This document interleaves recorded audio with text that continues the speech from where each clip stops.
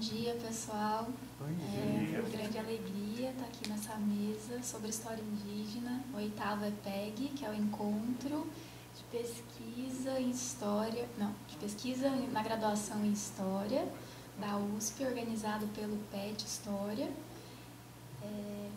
Para mim, pessoalmente, é muito legal estar aqui, porque eu apresentei minha pesquisa, foi a primeira vez que eu apresentei lá em 2012, e não tinha mesa de história indígena, era uma mesa de história colonial. Então, é uma satisfação mesmo ver as pesquisas na graduação em história indígena. E nessa mesa a gente vai contar com 3 alunos de graduação que vão trabalhar com história indígena em Honduras e no Panamá, Guatemala, na Nicarágua, desculpa, Honduras e Nicarágua, na Bacia do Prata e no Paraguai. Então, são pesquisas em locais bastante diferentes da América. E daí, queria agradecer, os organizadores aqui do evento. Junto com a gente na mesa tem a Ellen, o Lucas, que organizou a apresentação, que a gente agradece muito, que estava difícil, a Débora e o Leonardo, que está gravando, que vai aparecer simultaneamente no YouTube, é isso? Ou depois no YouTube? Depois. Então, também a gente dá boas-vindas, Bom dia, boa tarde, boa noite para quem está assistindo depois. E, bom, a gente vai começar essa mesa com a Larissa Mariano Reis, depois vai vir o José Alberto dos Santos Júnior e no final o Lucas Forte Fernandes. Primeiro, então, vão vir as mulheres e quem é de fora, da Unifesp. Depois aqui, quem é da casa, o Lucas. Daí vocês vão ter uns 15 minutos, para apresentar e depois a gente abre para as perguntas. A Larissa, ela é graduanda no curso de História da Universidade Federal de São Paulo, Unifesp. Participou do projeto de iniciação à docência, o PIBID, coordenado pela Fundação CAPES durante o período de agosto de 2018 a dezembro de 2019, e ela também fez um curso de extensão universitária chamado Povos Indígenas Entre Olhares, na Unifesp. E a apresentação dela, o título não sei se eu vou pronunciar direitinho, Mesquitos, Etnogênesis, Contrabando e Reinados no Caribe, 1670 a 1720. Então você fica à vontade, e aí quando faltar 3 minutinhos, eu já... Bom dia, pessoal. Desculpa pela voz, eu estou meio rouca, mas então, como a aluna me apresentou aqui, eu vou falar um pouco mais sobre o meu projeto de pesquisa, Então, a minha comunicação é no sentido de realmente falar um pouco mais sobre os meus objetivos, as minhas fontes e a minha metodologia. Eu sou orientada pelo professor José Carlos Vilardaga, que é da Universidade Federal de São Paulo. E o meu tema, então, é sobre a comunidade mesquita. Sobre os objetivos, então, eu vou iniciar. Aqui nessa imagem a gente tem um mapa, que eu não sei de qual período foi produzido, mas eu acredito ser colonial pelas denominações das regiões, Honduras, antigamente, a parte da costa atlântica era conhecida como Tegucigalpa. E aí o mapa ele reproduz justamente essas denominações coloniais. Bom, o principal objetivo da minha pesquisa é falar sobre as relações interétnicas construídas entre indígenas e negros em Honduras e Nicarágua no período colonial, de 1670 a 1720. E o meu maior objetivo é conseguir entender essas relações de conflito e aliança, provocando uma desconstrução da ideia de mestiçagem, principalmente nesse período, retirando o elemento branco sempre presente nas discussões sobre mestiçagem e tentando entender de que maneira esses 2 elementos vão se relacionar no período colonial.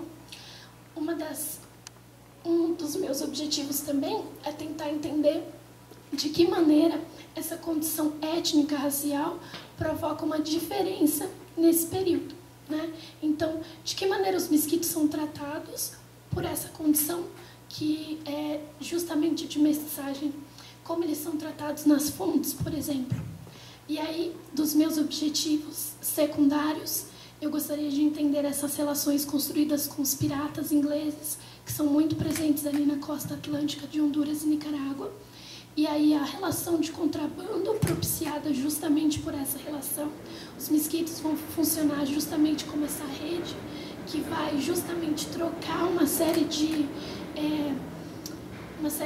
artefatos com esses ingleses, seja por munições, seja por zarzaparrilla, enfim, uma série de mantimentos.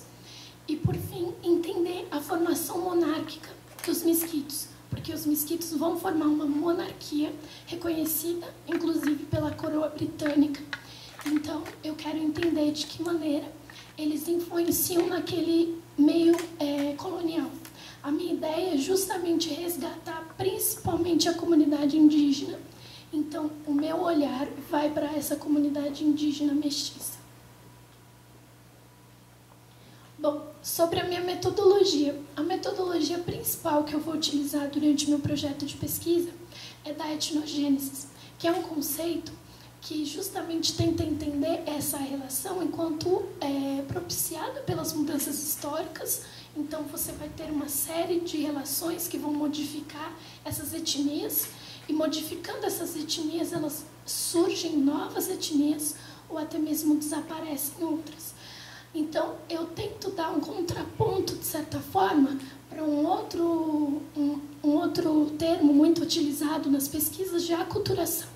Eu tento entender esses indígenas enquanto agentes capazes de negociar suas próprias identidades e que eles vão formar justamente novas, porque elas são benéficas para esse período colonial.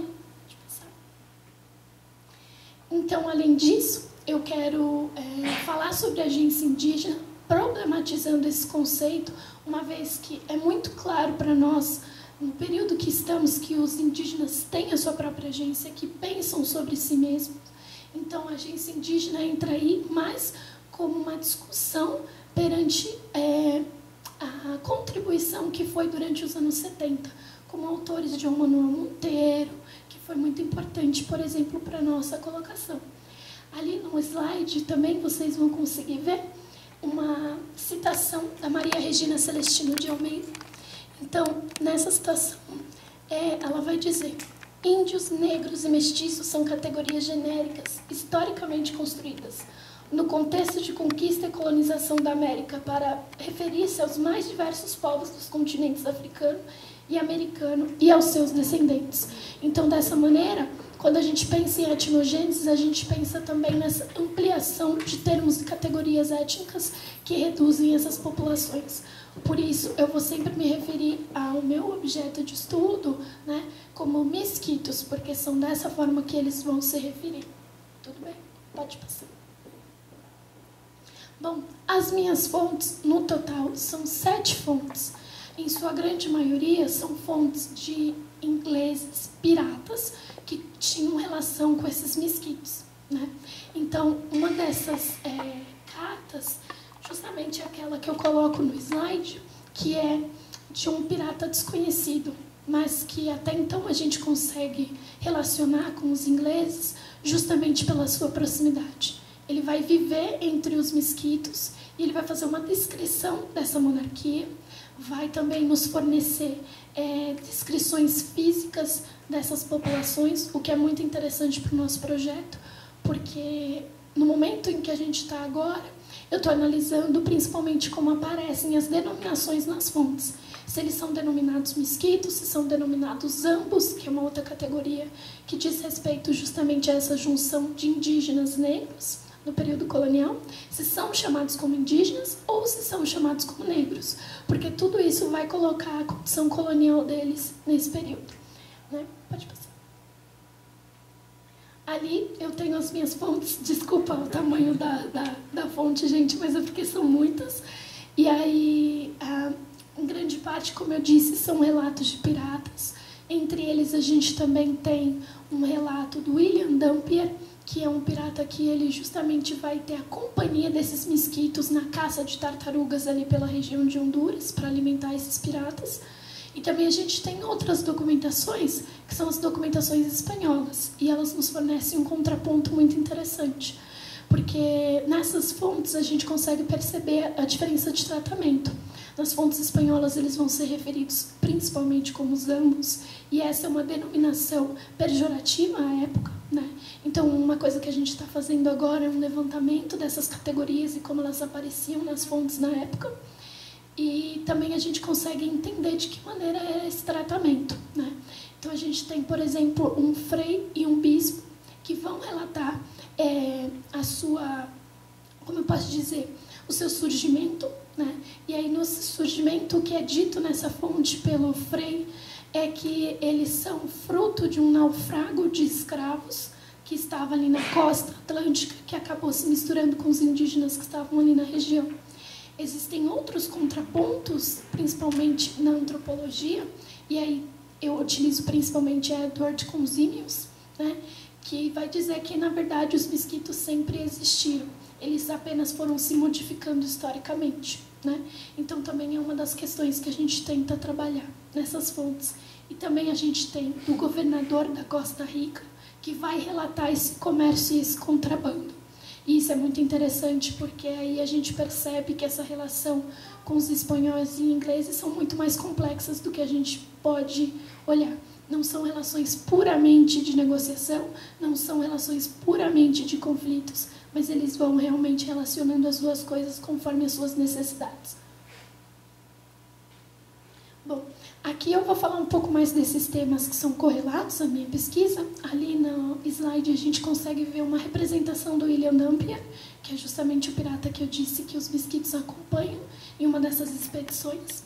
E aí a gente tem o contrabando e a pirataria. E aí, nesse ponto, uma das coisas que eu e o meu orientador temos feito é entender e olhar como os indígenas influenciam naquele período colonial, fornecendo produtos para Honduras, fornecendo produtos para Nicarágua, que são regiões que sofrem, inclusive, com a falta de recursos, justamente pela presença de piratas e pela dificuldade de rotas terrestres por serem ambientes montanhosos. Então, se trata de uma topografia muito acidentada. Então, o contrabando e a pirataria ganham muita importância nesse período. E os mesquitos são essenciais nessa construção. Então, aí também a gente tem uma definição de pirataria que é controversa, né? Porque se trata, né, de certa forma, de um comércio. Mas aquele que é o estrangeiro, então, o inglês, ele é definido como pirata. Principalmente os ingleses, franceses, holandeses, eles são ditos piratas. Porque justamente nesse tratado de Tordesilhas que foi feito, Portugal e Espanha colocaram como essa América tida como deles, né? E aí essa definição ela é muito controversa de fato, porque se trata, em última instância, de um comércio. E aí, nesse ponto, a gente também tem que entender as relações de religião, né? E aí, uma das fontes também vai dizer que o frei, esse frei que vai relatar, que é espanhol, vai dizer que os ingleses davam muita liberdade para os mesquitos e que eles faziam uma série de ataques às missões jesuíticas que estavam ali na região. E isso é muito importante. Bom, e aí, por fim, essa questão da monarquia e da confederação ou confederação. Por quê? Né? Na imagem a gente tem, na verdade, uma definição que foi feita pelo autor Karl Offen, que são de 4 distritos. E esses 4 distritos seriam definidos por governador, pelo rei, uma série de poderes distribuídos. E aí, justamente nessa bibliografia e nessas discussões bibliográficas, o que vai se questionar é se trata de fato de uma monarquia como a gente concebe, né? Então, esse poder centrado na mão de um rei, ou se trata de um poder distribuído. Só que uma das coisas interessantes de se notar é que, pela classificação, inclusive, feita pelo autor, e não somente pelo autor, mas pelas fontes, é que os mesquitos vão se utilizar desses termos que são europeus. Governador, almirante, enfim, uma série de denominações que são estrangeiras. Mas uma das coisas que a gente questiona é se a gente pode entendê-la como monarquia ou como confederação, né? Pode passar. E aí, essa monarquia, ela justamente surge no século XVII, e o primeiro rei reconhecido pela monarquia é o Jeremy I. Ele vai ser coroado, inclusive, na Jamaica, por um dos governadores, E aí, uma das coisas também que a gente quer se atentar são as influências, principalmente as indígenas e africanas. De que modo essa relação feita entre indígenas e africanos vão influenciar nessa formação da monarquia? De que forma os europeus também influenciam nessa formação monárquica? Bom, agora por fim a minha bibliografia, que enfim é um pouquinho extensa, eu só quis colocar para as pessoas poderem ver também. É isso.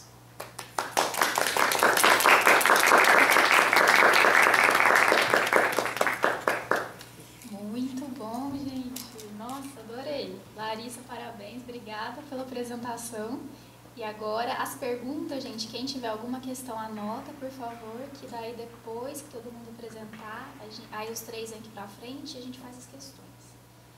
Então, agora, quem vai vir, pode ir. Quem vai vir vai ser o José Alberto dos Santos Júnior, que é estudante de graduação em História na Unifesp. Como a Larissa foi bolsista do PIBID entre agosto de 2018 e dezembro de 2019, estuda sob orientação do professor Dr. José Carlos Vilardaga, o Paraguai colonial, com ênfase nos primeiros anos de Assunção e na relação entre indígenas guarani falantes e espanhóis. Pesquisa que contou com o financiamento da FAPESP. Integra o grupo de pesquisa História e Historiografia das Américas e o grupo de estudos de História Indígena e Colonial Americana, desde 2019. Daí o José também vai ter uns 15 minutinhos e eu vou avisar, dessa vez eu vou lembrar de avisar, quando faltar 3.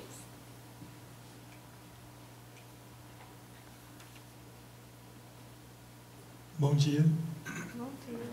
Primeiramente, agradeço a oportunidade. É um prazer estar aqui com temas tão interessantes e, enfim, espero falar bem. Bom, como apresentado, né, eu sou José Alberto e eu vou apresentar um recorte da minha pesquisa, né? Eu preparei, né? Desculpa, estou um pouco ofegante. Eu preparei um recorte temático, né, para trazer aqui, para exemplificar um pouco a minha pesquisa, que no caso é sobre o papel das mulheres guarani falantes, né, na relação entre espanhóis e indígenas guarani nos anos iniciais de Assunção.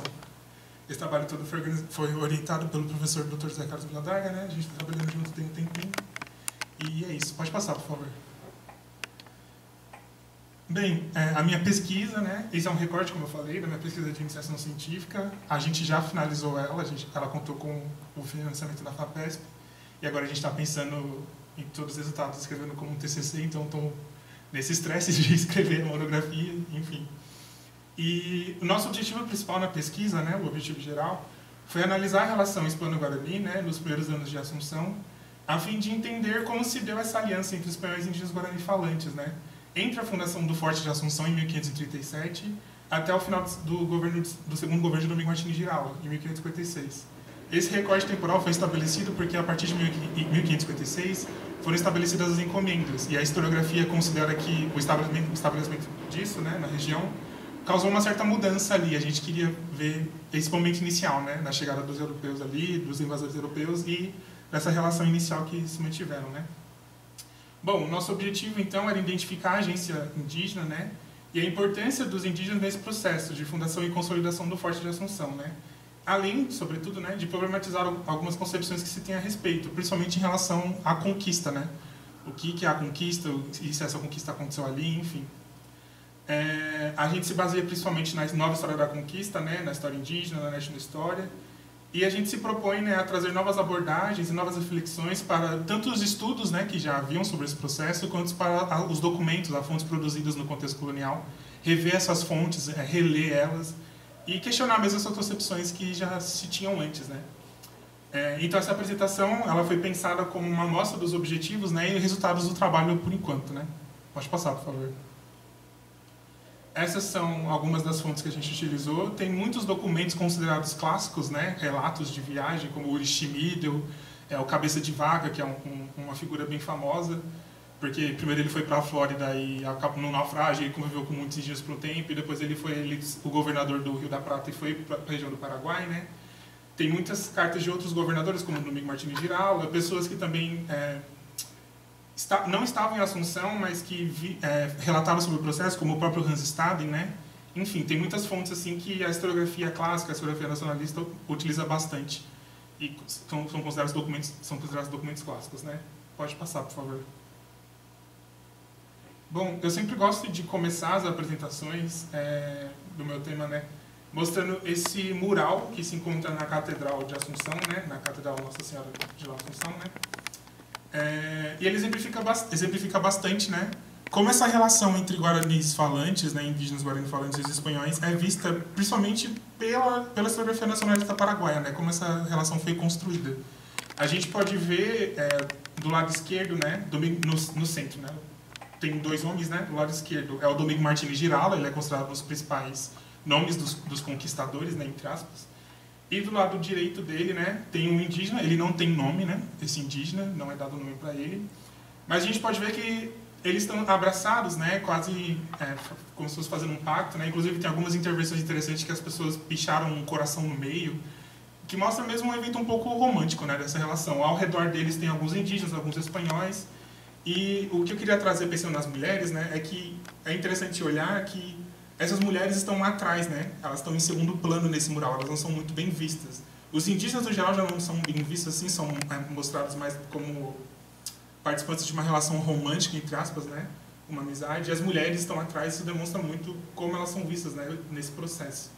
E, de maneira geral, né, a historiografia ela classifica essa relação como uma relação pacífica, amigável, onde os indígenas se voluntariaram a ajudar os espanhóis e, aos poucos, eles foram dominados. Mas o mais importante dessa concepção é que eles buscam explicar, como a população mestiça, né, paraguaia foi criada, né, através dessa relação amigável com os espanhóis e uma mestiçagem muito forte. Eu vou trazer isso um pouco mais para frente. Enfim, esse mural é só para exemplificar um pouco como a historiografia tem essa visão no geral e os questionamentos que podem trazer a partir disso, né? Pode passar, por favor. Bom, a partir do indireto para a relação, né? A partir do que a gente estudou, né, nas fontes e na bibliografia também, a gente pode caracterizar, né, compreender a aliança entre os povos indígenas e guarani-falantes a partir de 3 elementos. A dependência que os invasores europeus tinham de ajuda indígena, isso é uma coisa evidente nas documentações, que a gente pode ver em todo o tempo, né, eles mostrando, relatando, e a gente vê o quanto eles são dependentes de ajuda indígena para se manter ali, né. O segundo ponto, né, os interesses, tanto de caráter econômico ou militar, que os indígenas guarani-falantes tinham em se aliançar aos espanhóis. E por último, né, a influência dos elementos do mundo guarani-falante, né, como as organizações sociais desses indígenas influenciaram no cotidiano de Assunção e na vida dos espanhóis, digamos assim, né. Pode passar, por favor. Bom, em relação à dependência, né, a gente pode considerar que os espanhóis, no caso do Rio da Prata, né, sobretudo após os acontecimentos em Buenos Aires, falando rapidamente assim, quando eles chegaram na região do Rio da Prata, né, primeiro eles chegaram onde hoje é Buenos Aires, eles receberam ajuda de um grupo indígena chamado Carende, e só que depois de alguns dias, segundo as documentações, esses indígenas simplesmente não quiseram mais ajudar os espanhóis e começaram a se rebelar contra eles e tentar expulsá-los, digamos assim. Isso é o que os espanhóis dizem, né? E aí eles seguiram o caminho, subiram o rio, né? E eles encontraram, onde hoje é a Assunção, a região de Assunção, os indígenas guarani-falantes, né? Então, sobretudo, por conta desse acontecimento, né, na região de Buenos Aires, a hostilidade que foram recebidos e tal, eles precisavam de indígenas que pudessem ajudar, eles precisavam encontrar esses indígenas, e eles relatam isso nos documentos, que eles precisavam encontrar indígenas que pudessem ajudá-los para garantir a sobrevivência mesmo, porque eles relatam que é uma região pobre, muito hostil, e eles precisavam de indígenas. Então, em muitos relatos, eles dão ênfase, né, conforme eles vão encontrando outros grupos indígenas, né, dão ênfase ao mantimento que eles, aos cultivos, né, se eles tinham agricultura ou não, aos costumes, a quantidade de pessoas que tinham em determinadas aldeias, comunidades, enfim. E isso a gente pode dizer porque o sucesso, né, da expedição, né, dependia exclusivamente da ajuda dos indígenas, né, através dos mantimentos e composição de expedições, enfim. Dessa forma, pensando nos indígenas guarani-falantes, né, manter uma amizade com eles poderia ser vantajosa, né, e crucial para a sobrevivência dos espanhóis na região. O Urishimido, por exemplo, ele relata que era do interesse dos espanhóis estabelecer uma aliança com eles, né, devido à farta produção de alimentos, na qual a gente observa cultivo de milho, batata, mandioca, e eles viviam de caça e pesca também. É engraçado que nesse momento, quando o Urishimido ele encontra os grupos guarani-falantes, né, nesse caso são os indígenas Cário, e na América Portuguesa a gente fala carijó, ele dá graças a Deus. Ele fala, nossa, que bom que a gente encontrou um grupo que tem tanta riqueza assim, que pode ajudar a gente. Inicialmente, pelo que os documentos falam, não houve uma recepção tão amigável, digamos assim, mas os indígenas, depois de batalharem contra os espanhóis, eles decidiram se aliançar e formar essa aliança com eles. Enfim, eu vou explicar um pouquinho mais pra frente desse mecanismo dessa aliança. Pode passar, por favor. Ainda sobre a dependência, né? Um outro elemento que demonstra a dependência dos espanhóis é que eles, em diversos momentos, né, nos documentos, eles mostram preocupados com a manutenção dessa aliança, né? Uma das primeiras atitudes de Albornoz Cabeça de Vaca, quando chega na região, né, e assume o governo, ele prepara uma reunião, né, com todos os capitães e sacerdotes, né, e pede, né, que todos tivessem cuidado especial para que os indígenas não fossem maltratados, né, e que caso acontecesse uma questão de maltrato, ele fosse avisado para que ele pudesse continuar com isso, né. E em diversos documentos, esses espanhóis, eles se mostram preocupados com o bem-estar, digamos assim, dos indígenas. Apesar de ter uma violência muito grande, eles mostram que apesar deles tentarem dominar esses indígenas de alguma forma, o fato deles se rebelarem, desobedecerem, fugirem, enfim, é visto como desvantajoso para eles, porque eles precisam estar com esses indígenas para permanecer ali na região. Então a gente pode ver que nesse momento inicial, eles são muito dependentes desses indígenas, apesar de tentarem constantemente subjugar esses indígenas, enfim. Em diversos relatos, né, os espanhóis admitem que, sem a ajuda dos indígenas guarani-falantes, né, o forte e seus habitantes não sobreviveriam às hostilidades da região. Outro fator interessante é que, em muitos relatos, nota-se que eles achavam necessário, né, acalmar qualquer descontentamento dos indígenas, e que uma rebelião ela seria prejudicial. Né? Eu trouxe uma citação, né, de Valdeiras, um dos espanhóis que relatam sobre essa aliança, né? E ele lamenta a morte de um indígena que acabou se revoltando, né? O líder indígena, ele dá o nome de Francisco. A gente imagina que potencialmente esse indígena ele tenha se convertido ao cristianismo e recebeu esse nome, né? Francisco. E ele lamenta, né? Ele fala que esse indígena ajudou muito os espanhóis e que a morte dele é triste, né? É prejudicial para os espanhóis. Tem outros documentos também, tem até o documento de uma mulher, que é um pouco raro, né? Nesse momento inicial, né? Uma mulher espanhola, europeia, enfim. Ela relata que se os espanhóis não tivessem encontrado os indígenas, né, eles não teriam sobrevivido. E ela mostra também muito o papel das mulheres espanholas ali na expedição. Enfim, o nome dela é Isabel de Guevara, esqueci de falar. Pode passar, por favor. Sobre o interesse, né, dos indígenas guarani-falantes. Os Cari, né, parcialidade de Guarani mais presente nas fontes, né, como eu falei, que em português a gente geralmente escreve como Carijó, eles viviam uma disputa territorial com diversos grupos, né, outros grupos étnicos. E uma aliança com os novos homens, entre aspas, né, poderia ser vista como vantajosa para eles, possibilitando a derrota de seus rivais e o domínio de seus territórios. Né.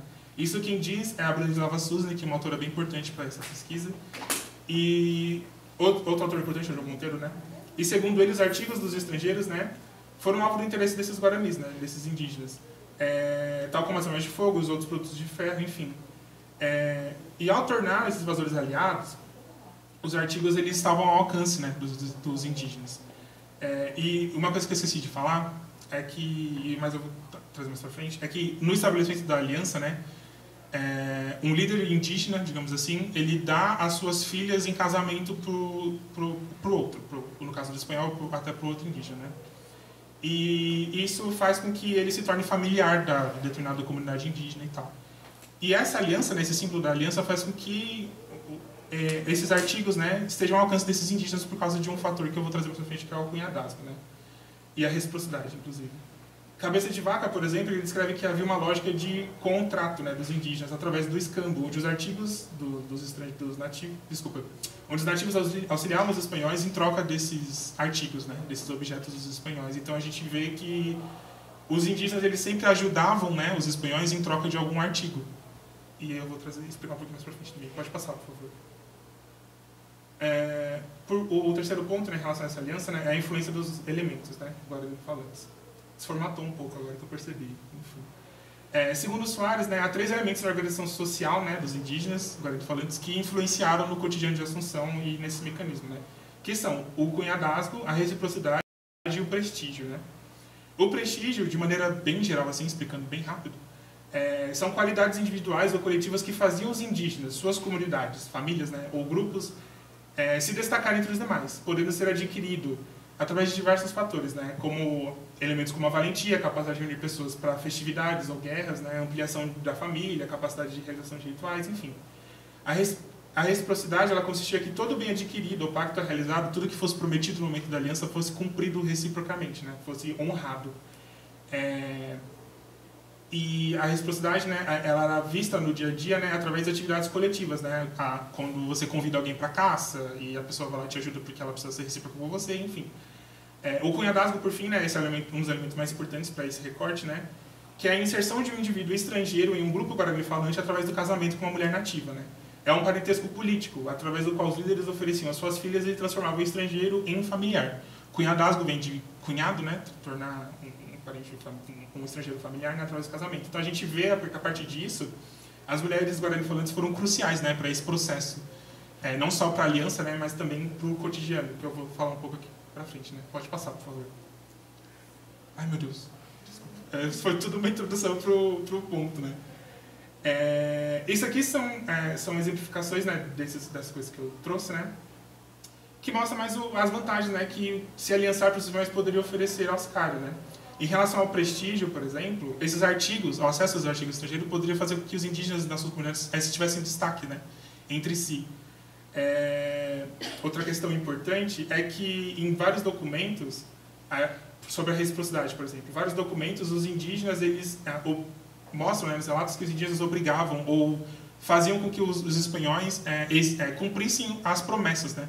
Fazer assim, a gente combinou uma tradução livre, né? A gente combinou de ir lutar contra determinado grupo, você é meu parente agora, então você precisa cumprir essa reciprocidade e tal.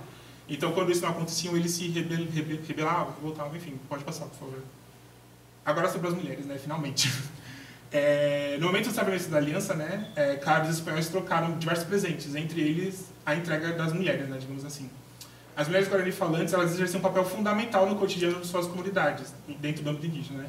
São responsáveis pelas faenas agrícolas e também eram as que cuidavam dos filhos, da preparação dos alimentos, enfim. Em sociedades, né, como as parcelas Guarani, onde a produção é voltada para o âmbito familiar, a gente vê que as mulheres que eram responsáveis por isso, elas são cruciais, né, para o funcionamento do cotidiano dessas comunidades. Então, para dentro do âmbito de Assunção, né, isso foi igual, porque elas que faziam essas atividades. Né. Pode passar, por favor, tentando correr, porque, enfim, ficou um pouquinho maior do que eu planejei. Em uma carta escrita em 1556, Domingos Martins ele descreve, né, que ele prepara diversos objetos, né, para que as mulheres utilizassem no cultivo de alimentos, e não só no cultivo de alimentos, né, mas ele usava esses objetos para contratar outros indígenas para ajudar, né, para ajudar no âmbito de Assunção. Né.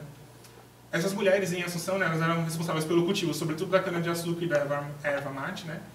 Elas cuidavam do gado também, costuravam roupas, enfim. Os espanhóis, uma coisa interessante, eles começaram a usar essas mulheres como moeda de troca. Eles trocavam objetos entre si e eles davam as mulheres como moeda mesmo. Você me dá uma roupa, eu te dou essa mulher aqui, sabe? Porque eles começaram a invadir diversas comunidades e sequestrar as mulheres, né? Pode passar, por favor. E falando um pouco sobre a violência, né?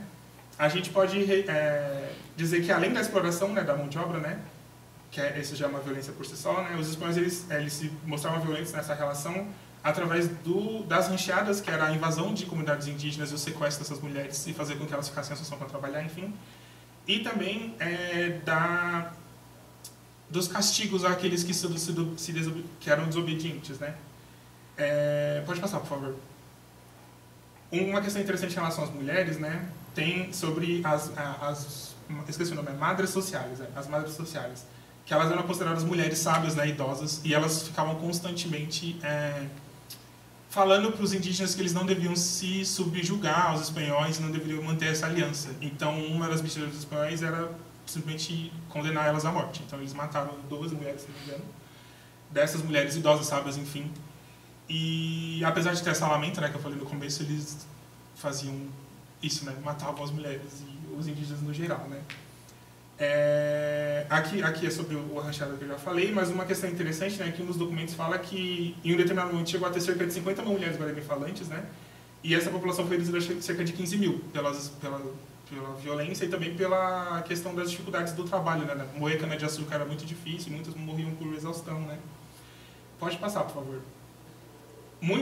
Uma questão interessante é que muitos indígenas fugiam devido a esses maltratos, né? E um ponto interessante nisso é que, para os espanhóis tentarem atrair eles de volta, eles remediam algumas coisas. Por exemplo, em algum momento um deles proibiu a antropofagia e, devido a uma fuga em massa que aconteceu, o Domingo Martins Girala, que era o líder, ele decidiu reverter. Falou, não, estou liberando a antropofagia para vocês voltarem aqui e ficarem. Então isso mostra a dependência, né, dos espanhóis de ajuda. Enfim, né? Eles também tinham uma certa política de vingança, os indígenas, né, onde foram numeradas as organizações de ataques aos espanhóis, né, em organizações de emboscadas e tal. Pode passar também, por favor. Indo para as considerações finais já. Os documentos analisados, né, mostram que os indígenas eles estavam presentes, eles tinham um protagonismo, né, nesse processo, né, e faziam com que os espanhóis eles fossem dependentes mesmo, apesar do contexto de violência, né, os espanhóis dependiam deles e eles estavam no centro do cotidiano, né? Não só as mulheres, como os indígenas no geral, né? E apesar das disparidades assimétricas da relação, né? A gente percebe que eles estavam ali agindo e respondendo de diversas formas, sobretudo em relação a como os espanhóis eles tentavam como posso dizer? Subjugá-los mesmo, né? Se colocar por cima, né? Eles sempre respondiam de diversas formas, enfim. Uma questão que a gente aborda, né, uma das considerações que a gente percebe é que o domínio dos espanhóis nesse período ele é muito restrito à Assunção e aonde eles vivem, não é muito expandido, digamos assim. E isso é por causa da permissão dos indígenas, apesar das violências e tal. Pode passar, por favor, já estou acabando. Enfim, né, a gente não pode ver então esses indígenas como dóceis, né, como a historiografia paraguaia diz, né? Que muito pelo contrário, né, eles respondiam, né, de diversas formas e se mostravam ativos, né, e não só eram amigos fiéis, digamos assim, passivos, né, como também eles se impunham, buscavam se impor nessa relação, né, e as mulheres, no caso, né, elas eram o elemento mais importante disso, né, agindo não só no mecanismo das alianças, mas como no cotidiano, garantindo que esse forte sobrevivesse, né. Pode passar, por favor. Bem, essas são algumas dos livros que eu uso, né, dos autores, enfim, do que me baseio, pode passar também, então, segundo. E é isso. Desculpa ter passado o tempo.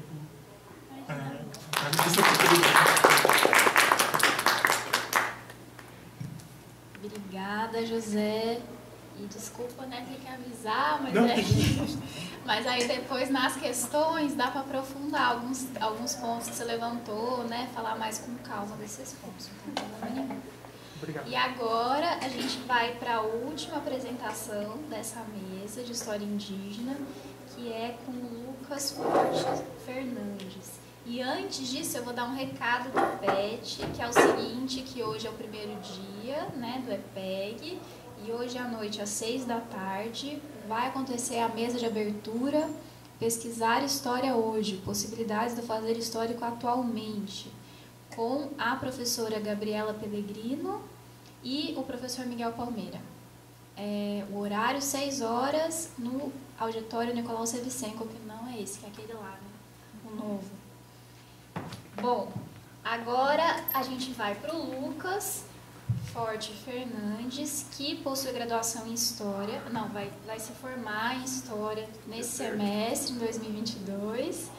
Ele tem experiência em História do Trabalho, História da América, e integra o grupo de pesquisas Laboríndio, que é o grupo de pesquisa em História do Trabalho Indígena nas Américas, coordenado pelo professor Carlos Zeron. Tem 15 minutos, Lucas. Ok, tá bom. Vocês estão me ouvindo, gente? Antes de tudo, bom dia, né? Fico muito contente que a gente finalmente tem uma mesa de história indígena para a gente poder expressar. Eu brevemente vou falar sobre os tópicos centrais, a problemática teórica, a metodologia de pesquisa. Ah, sim. Bem, o título, no caso, é A Ideia de Fronteira Colonial nas Missões Guarânticas do TAP. Vocês já vão saber aonde que fica o TAP daqui a pouco.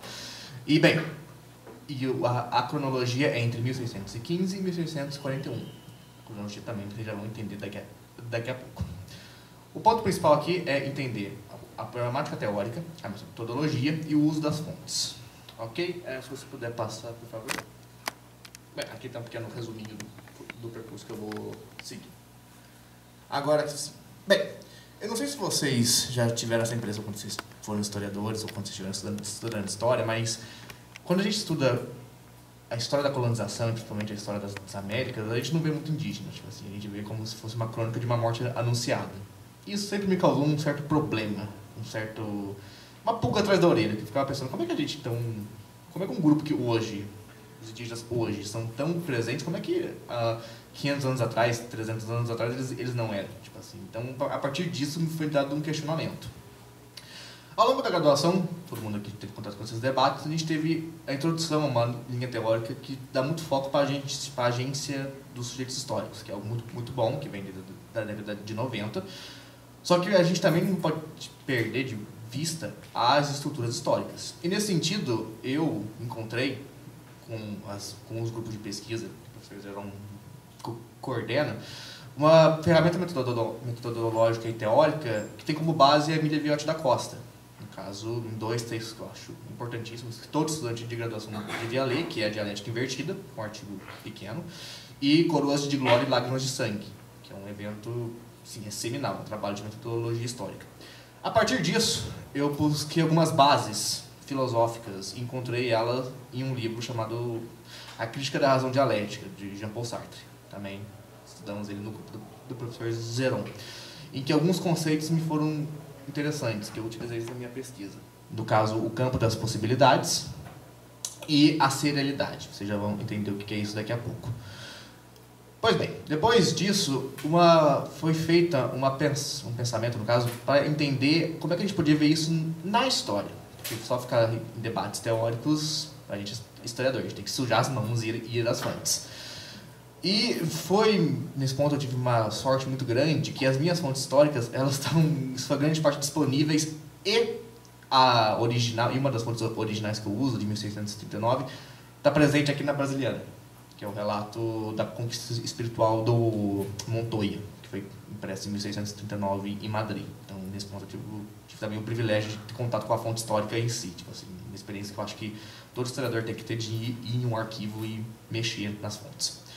Bem, se vocês puderem dar uma olhada, a gente tem aqui o ponto principal, que é aqui embaixo. Assim, novas escalas de observação, desculpa, não consigo ler, com uma série de eventos. Esses eventos são muito importantes, porque, se você puder baixar mais um, por favor.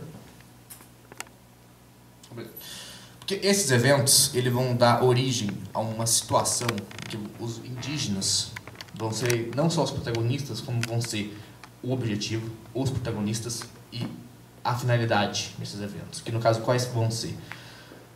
Vai ser o conflito com os paulistas. Eu não chamo de bandeirantes porque é um certo anacronismo.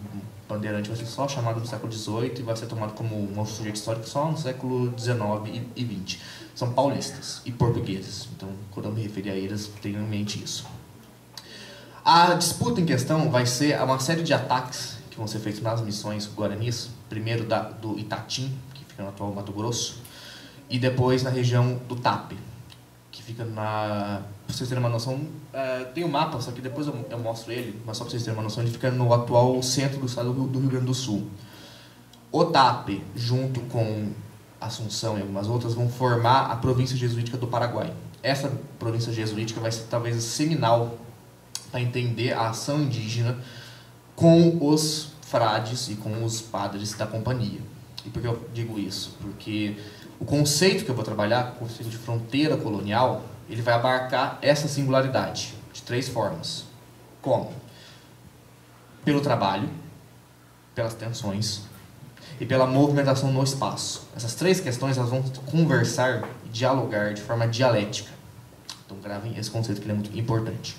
Nesse sentido, esses eventos, que tem como o começo 1615, que vai ser a fundação das sedições do Tape, e 1641, que vai ser a Batalha de Mabororé, que vai ser a derrota que os paulistas vão sofrer, elas vão ser seminais para construir um novo sujeito histórico, que vai ser o Guarani missioneiro.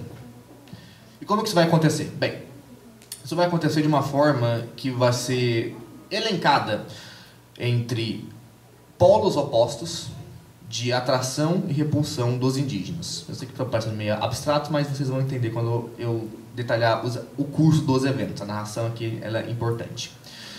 Só que antes eu gostaria de fazer uma pequena advertência que quando nós tratamos de fontes indígenas, da história indígena, a gente sempre tem um problema que é a gente tem sempre muita gente falando dos indígenas e às vezes muito poucos indígenas falando deles mesmos. É muito difícil. Então a gente tem que ter uma certa precaução para não cair, vamos colocar no canto da sereia, por exemplo. Eu trabalhei com fontes jesuíticas, cartazanos. Ah, eu esqueci de colocar aqui, as fontes elas são compostas na Biblioteca Angeles, que está toda disponível online no site da Biblioteca Nacional. Eu trabalhei com 30 documentos do tomo 3, só para vocês terem noção. E nessas cartas, os indígenas são tratados de todas as formas possíveis, só que você não tem um indígena que fala. Você tem literalmente jesuítas falando o tempo inteiro dos indígenas. Chamam ele desde cristãos exemplares, a infiéis, a bestas, a o que for. E para a gente não cair nisso, eu tentei estabelecer uma base teórica que tem como fundamento um texto que chama A Miséria da Teoria, do Edward Palmer Thompson, que no caso que ele tenta colocar um processo de construção da escrita histórica em uma formulação de hipóteses com base em evidências. Essas evidências são dadas de uma análise crítica das fontes. O que é uma análise crítica? É você ser chato e criticar tudo que está escrito? Não. É você entender que o que está sendo exposto ali, na matéria, naquele suporte material, que no caso é o papel, que a gente poderia ir por outros meios que é arqueologia e é etnologia, aquilo é fruto de uma realidade histórica. E essa realidade histórica você pode tentar capturar ela ou enxergar ela por meio de questionamentos e hipóteses. Sempre pregados e sempre próximos da empiria. Afinal de contas, a gente faz ciência, a gente não faz literatura. Pois bem, a partir disso, eu consegui encontrar alguns resultados, que são 4. E desses 4 resultados, eu propus uma inferência analítica. Ok? Se vocês puderem baixar mais um. Pois bem, agora você não tem os mapas que eu disse que... Mapas nesse ponto são muito importantes, além de serem muito bonitos. Então, eu gosto de colocar mapas. Aqui, como vocês podem ver, nós temos as 3 grandes regiões jesuíticas que vão ser construídas. A do Uruguai, com o TAP no meio do Rio Grande do Sul. A do Itatim, em cima no Mato Grosso. E aquela outra também é do Itatim, mas é posterior. Esse mapa aqui é muito interessante, que é do Mader, que no caso é um historiador argentino, que ele fez em 2009. É um dos poucos atlas históricos que a gente tem sobre as missões guaranis, tanto urbanas quanto das regiões. Atente-se para essa divisão entre a urbs e o entorno, que isso é muito importante. Como vocês podem ver, a gente tem regiões que parecem estar desintegradas, parecem estar isoladas. Só que, na verdade, os núcleos reducionais, que são as missões que vocês devem ter em mente, principalmente a missão de Santo Ângelo, no Rio Grande do Sul, esses núcleos urbanos, eles formam redes de contato entre os indígenas. E essas redes de contatos, elas são porosas. O espaço, nesse ponto, é importante, porque a porosidade permite mobilidade. O segredo para entender como os indígenas conseguiam se aproximar e se retrair nesses núcleos coloniais é mobilidade. Como vocês também sabem, a bacia do Rio da Prata é conhecida por uma série de rios. Rios esses extremamente navegáveis, até hoje. Então, a hidrovia, por exemplo, Tietê-Paraná é um dos principais eixos de deslocamento econômico. Nessa época também. Você pode baixar mais um, por favor. Aqui nós temos, eu sei que o mapa não está muito claro, mas é muito importante que vocês tenham em mente, a série de ataques que partem de São Paulo. Vocês podem perceber, as flechinhas estão indo. Além dessa série de ataques, nós temos também deslocamentos de missões. Uma das dificuldades que eu tive quando eu fui tentar construir esse objeto histórico foi entender, por exemplo, tinha uma missão de Santo Ângelo, uma missão, por exemplo, de São Cristóvão. Onde está essa missão? Ela não estava, tipo assim, ela existia na documentação, só que você não tinha um relato, tipo, um lugar. Você tem depois, dos 30 povos, que é posterior a esse período, mas você não tinha naquele momento. E então, tentar capturar o movimento que os indígenas faziam foi uma certa dificuldade, que eu consegui sanar com o uso de atraso histórico e de documentação muito específica. E nisso eu consegui perceber uma coisa que é muito importante. O controle do movimento no deslocamento das missões era de primazia dos indígenas. Quando os paulistas atacam as missões do Itatim, em 1631, desculpa a data, que são muitos ataques, os indígenas resolvem migrar para as missões do Uruguai. Não são os jesuítas que decidem, são os indígenas. Eles apenas comunicam aos jesuítas. Os jesuítas organizam a viagem, no caso, por via fluvial. Imaginem, 15 mil indígenas descendo o rio Paraguai por canoa. Eles escolheram descer. Os jesuítas só escolheram o lugar que eles iam. Perceberam onde está esse diálogo, esse controle? Pois bem, isso foi um ponto da pesquisa. Lendo a documentação, apareceram sujeitos históricos interessantes. Destaco aqui 2. O primeiro são, como destacado nas fontes, são os hechizeiros, feiticeiros. E é muito interessante porque em todas as fontes eles aparecem. Até 1630. Por que até 1630? Aí vem o ponto para você entender esse núcleo de aproximação e de repulsão. As regiões das missões, se vocês puderem baixar um só para mostrar das missões, como vocês podem ver, os pontinhos ali são os núcleos tradicionais, mas aquelas regiões são as estâncias, que no caso as plantações, principalmente de erva mate e de gado. Os indígenas, eles saíam desses redutos e muitos não voltavam, outros voltavam, ou eles saíam por um tempo e depois voltavam. Por quê? Porque no meio dessas regiões você tinha essas figuras, esses sujeitos históricos coletivos que impunham, no caso os hechizeiros, que impunham uma resistência aos jesuítas. É importante que vocês tenham aqui uma noção um pouco de etnologia, que a estrutura de mundo guarani é dividida em duas formas de poder, o poder espiritual e o poder político. O termo espanhol para ambos vai ser feiticeiro, hechizeiro e cacique. Eu sei que o termo não é preciso, não sabe disso, isso é uma imposição, mas para a gente tratar de efeitos históricos aqui, nós vamos chamá-los assim.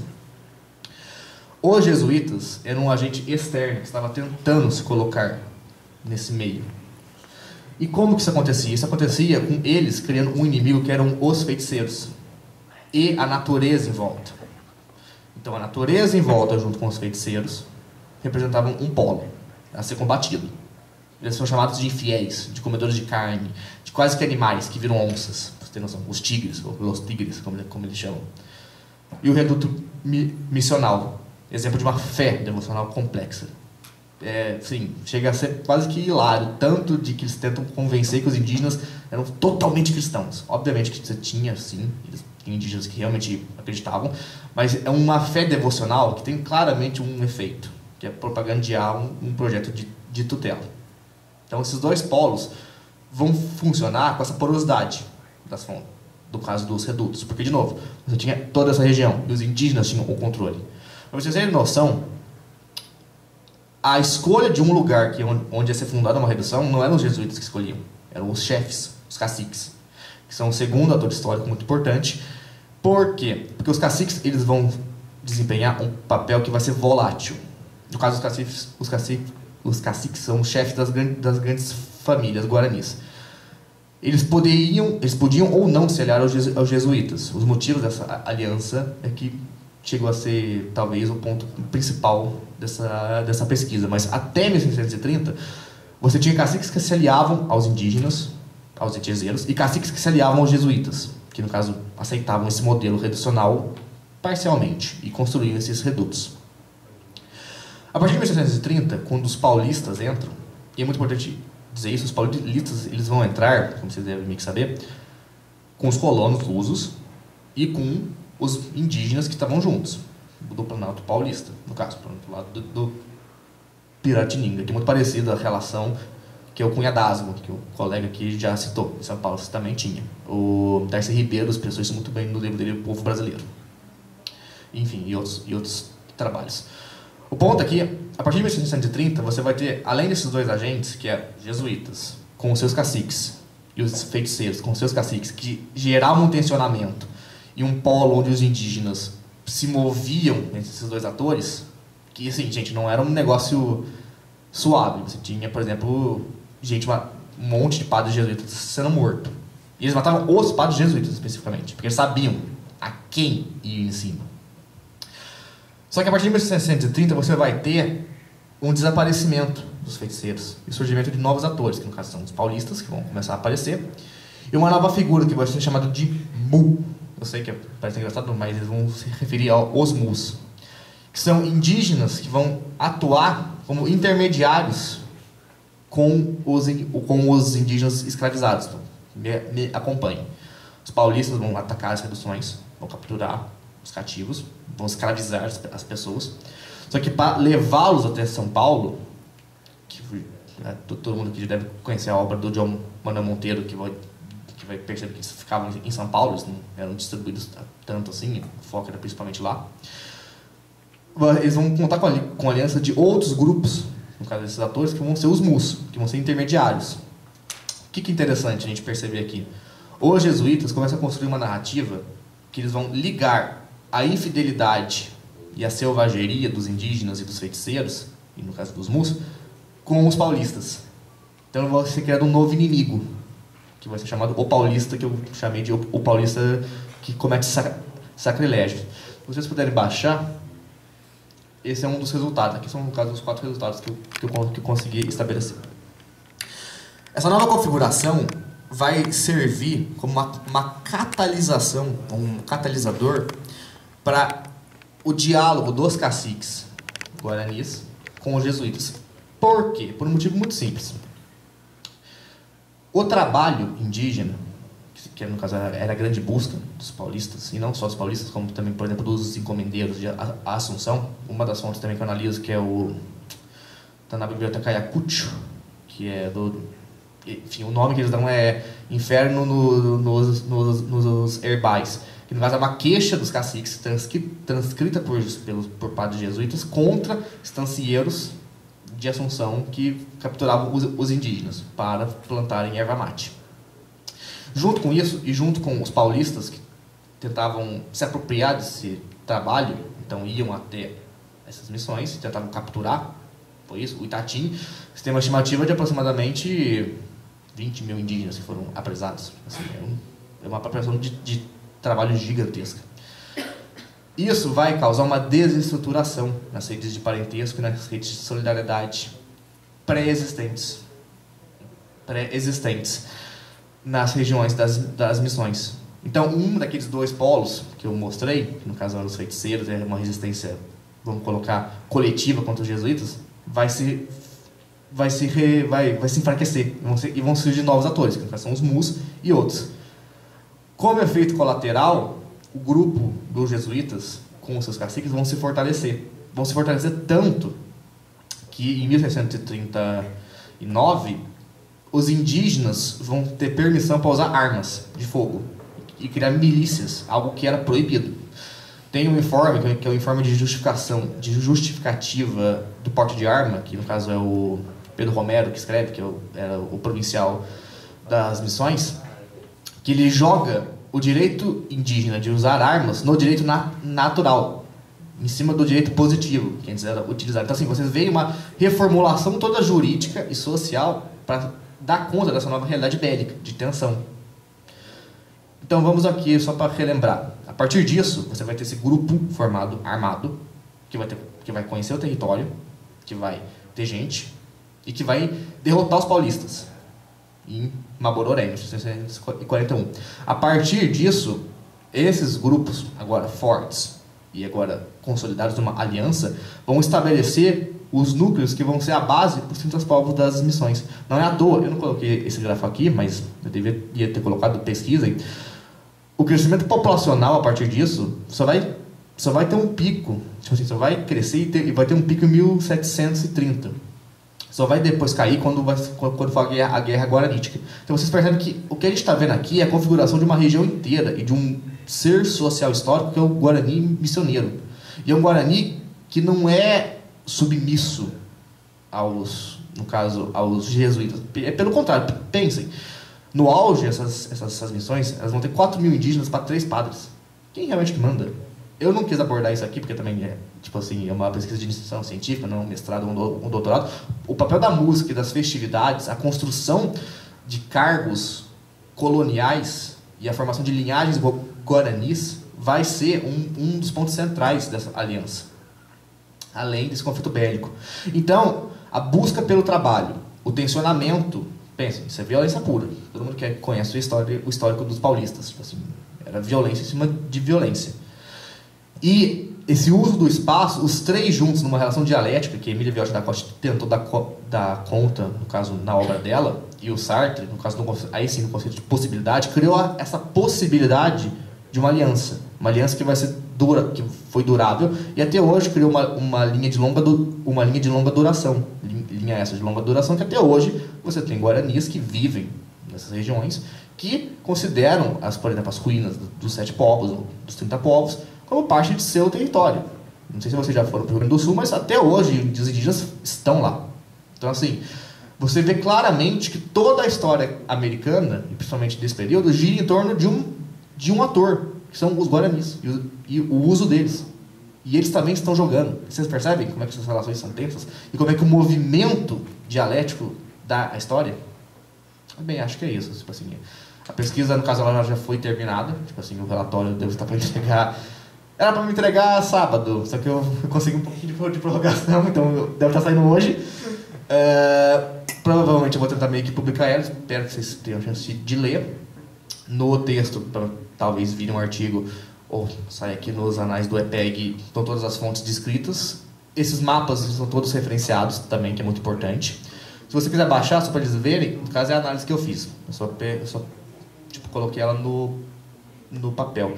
E deixou muito claro que, por exemplo, abriu muitas formas de análise histórica. Por exemplo, como os mus agiam nesse tempo. Os indígenas que iam para São Paulo, eles simplesmente aceitavam. Você tem relatos nas fontes que eles se rebelavam. E muitos deles meio que fugiam. Isso ocorre só no Paraguai. A gente tem, por exemplo, na Amazônia, uma relação muito similar. Só você ver, por exemplo, uma forma de trabalho indígena que vai aparecer, que é a administração particular. Enfim, você tem séries e séries de questionamento que ajudam a gente a pensar numa história total. No caso, eu queria terminar com isso. A história indígena é a história total da América. É isso, gente. Assim, não tem muito como escapar. Bem, muito obrigado. Muito bom, Lucas. Eu acho que eu queria complementar dizendo que uma frase que o professor Natalino sempre fala, que você pensar a história sem história indígena é uma narrativa inválida, né? Então tem que sempre considerar os sujeitos indígenas em toda análise histórica. E, bom, agora a gente vai para as perguntas. Podem vir os dois aqui também, fica todo mundo junto. E daí, eu gostei muito das apresentações. Tenho várias questões aqui que eu fiquei pensando. E vamos fazer assim, quem estiver assistindo e quiser fazer pergunta, acho que tem duas opções. Ou pode vir aqui na frente e perguntar no microfone para aparecer na gravação. Ou se ficar tímido, pode escrever no papel que eu leio aqui também. E aí o Leonardo vai ajudar nesse processo. Beleza. Então, primeiro, vamos por ordem de... vamos fazer o contrário, então, né? Para ser bem justo. Vou começar as perguntas pelo Lucas e depois volto. O Lucas, eu gostei muito da apresentação, sou um pouco suspeita, né? Porque o Zeron foi meu orientador do mestrado. E, bom, eu achei... Nossa, muito bom o trabalho, espero que você continue. Obrigado. Né? E daí, uma questão que eu fiquei pensando, eu nunca tinha ouvido falar, eu estudei Amazônia, e lá as missões são estabelecidas, em geral, em pontos estratégicos para os colonos. Isso é uma questão que é bem estabelecida, assim, né? Agora até fiquei pensando se com a sua pesquisa daria até para pensar se as missões lá foram estabelecidas como um tensionamento indígena também.